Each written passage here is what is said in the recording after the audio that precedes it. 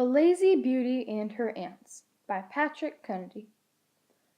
There was once a poor widow woman who had a daughter that was as handsome as the day and as lazy as a pig, saving your presence. The poor mother was the most industrious person in the townland, and was a particularly good hand at the spinning wheel. It was the wish of her heart that her daughter should be as handy as herself, but she'd get up late, eat her breakfast before she'd finished her prayers, and then go about dawdling, and anything she handled seemed to be burning her fingers. She drawled her words as if it was a great trouble to her to speak, or as if her tongue was as lazy as her body. Many a heart scald her poor mother got with her, and still she was only improving like dead fowl in August. Well, one morning that things were as bad as they could be, and the poor woman was giving tongue at the rate of a mill clapper. Who should be riding by but the king's son? Oh dear, good woman," said he. "You must have a very bad child to make you scold so terribly. Sure it can't be this handsome girl that vexed you." "Oh, please, your majesty, not at all," said the old dissembler. "I was only checking her for working herself too much. Would your majesty believe it? She spins 3 pounds of flax in a day, weaves it into linen the next, and makes it all into shirts the next day after." "My gracious," says the prince, "she's the very lady that will just fill my mother's eye, and herself's the greatest spinner in the kingdom. Will you put on your daughter's bonnet and cloak, if you please, ma'am, and set her behind me? Why, my mother will be so delighted with her, that perhaps she'll make her her daughter-in-law in a week, that is, if the young woman herself is agreeable." Well, between the confusion, and the joy, and the fear of being found out, the woman didn't know what to do. And before they could make up their minds, young Auntie, or Anastasia, was set behind the prince, and away he and his attendants went, and a good heavy purse was left behind with the mother. She pololied as long time after all was gone, in dread of something bad happening to the poor girl. The prince couldn't judge of the girl's breeding or wit from the few answers he pulled out of her. The queen was struck in a heap when she saw a young country girl sitting behind her son. But when she saw her handsome face, and heard all she could do, she didn't think she could make too much of her.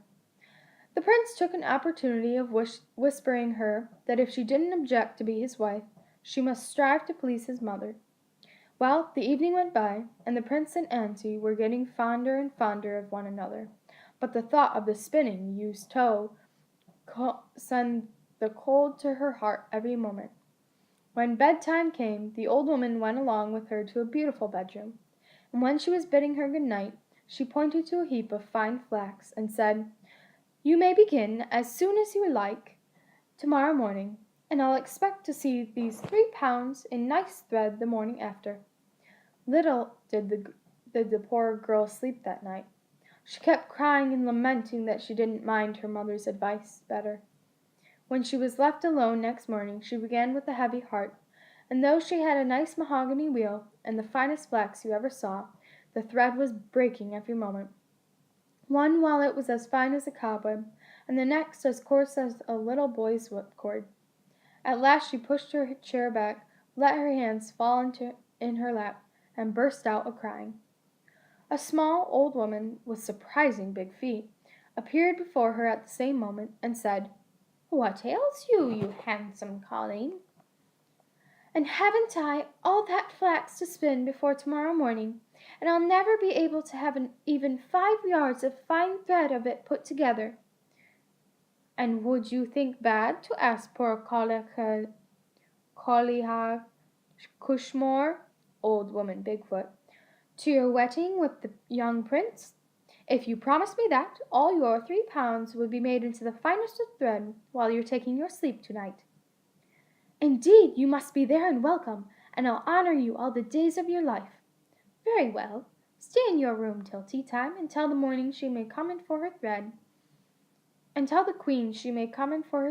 as early as she likes tomorrow morning." It was all as she said, and the thread was finer and evener than the gut you see with fly fishers. "My brave girl you were," says the queen. "I'll get my own mahogany loom brought in to you. But you needn't do anything more today. Work and rest is my motto. Tomorrow you'll weave all this thread, and who knows what may happen." The poor girl was more frightened this time than the last, and she was so afraid to lose the prince. She didn't even know how to put the warp in the gears, nor how to use the shuttle, and she was sitting in the greatest grief when a little woman, who was mighty well-shouldered about the hips, all at once appeared to her, told her her name was Colich Cromanmore, and made the same bargain with her as Colich Cushmore. Great was the queen's pleasure when she found early in the morning a web as fine and white as the finest paper you ever saw. "The darling you were!" says she.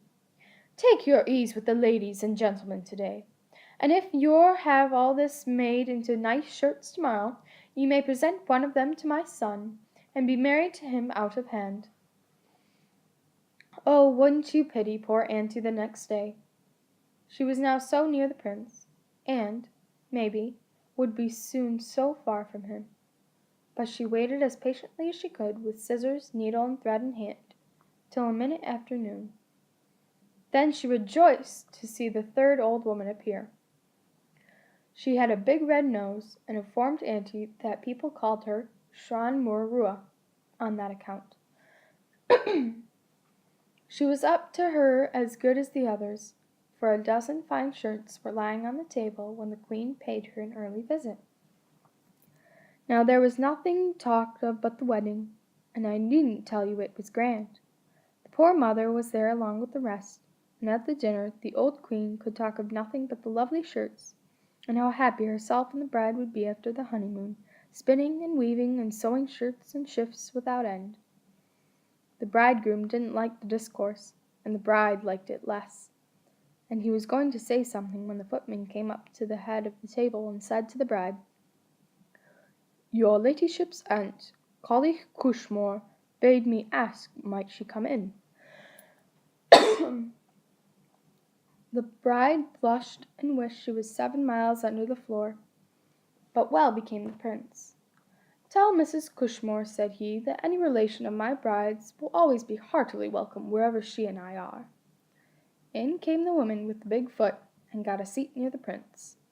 The old queen didn't like it much, and after a few words she asked rather spitefully, "Dear ma'am, what's the reason your foot is so big?" "Musha, faith, your majesty, I was standing almost all my life at the spinning wheel, and that's the reason." "I declare to you, my darling princess," said the prince, "I'll never allow you to spend 1 hour at the same spinning wheel." The same footman said again, "Your ladyship's aunt, Colich Cromanmore, wishes to come in, if the gentiles and you and yourself have no objection." Very displeased was Princess Auntie, but the prince sent her welcome, and she took her seat and drank healths apiece to the company. "May I ask, ma'am," says the old queen, "why you're so wide halfway between the head and the feet?" "That, your majesty, is owing to sitting all my life at the loom." "By my sceptre," says the prince, "my wife shall never sit there an hour." The footman again came up. "Your ladyship's aunt, Colich Shran is asking leave to come into the banquet." More blushing was on the bride's face, but the bridegroom spoke out cordially. "Tell Mrs. Shran she's doing us an honour." In came the old woman. In great respect she got near the top of the table, but the people down low put up their tumblers and glasses to their noses to hide the grin. "Ma'am," says the old queen, "will you tell us, if you please, why your nose is so big and red?" "Throth, your majesty, my head was bent down over the stitching all my life, and all the blood in my body ran down into my nose." "My darling," said the prince to auntie, if ever I see a needle in your hand, I'll run 100 miles from you." And in troth, girls and boys, though it's a diverting story, I don't think the moral is good.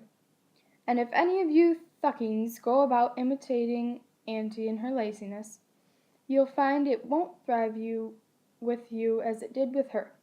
She was beautiful beyond compare, which I don't think any of you are, and she had 3 powerful fairies to help her besides. There's no fairies now, and no prince or lord to ride by, and catch you idling or working.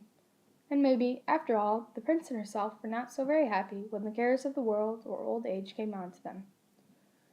Thus was the tale ended by poor old Sibila, Father Murphy's housekeeper, in Coolbawn, barony of Bantry, about half a century since.